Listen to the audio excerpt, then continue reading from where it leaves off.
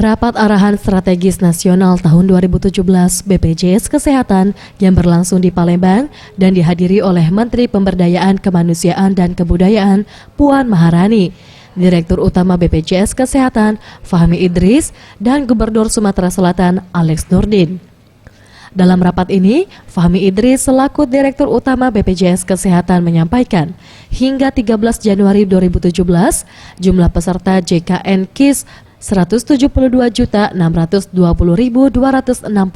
jiwa.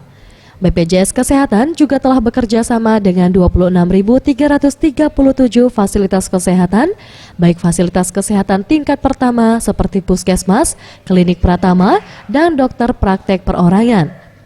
Fasilitas kesehatan rujukan tingkat lanjutan seperti rumah sakit dan apotek yang tersebar di seluruh Indonesia. Nah, kami juga kemudian ingin melaporkan dalam perjalanan mencapai Universal Health Coverage jaminan kesehatan semesta seluruh Indonesia. Ini memasuki tahun ketiga pelaksanaan.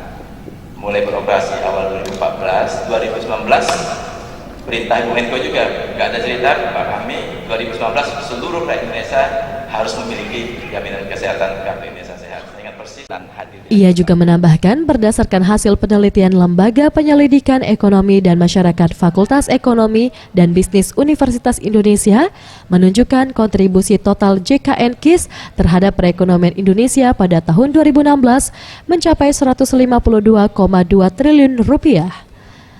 Menteri Pemberdayaan Kemanusiaan dan Kebudayaan Puan Maharani mengatakan, pelayanan BPJS Kesehatan di daerah akan terus ditingkatkan. Untuk Sumsel saat ini tercatat ada 7 kabupaten yang sudah bergabung dengan BPJS Kesehatan.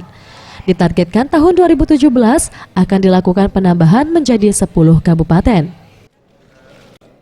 Ya, saat ini kita sedang berusaha untuk segera mengintegrasikan semua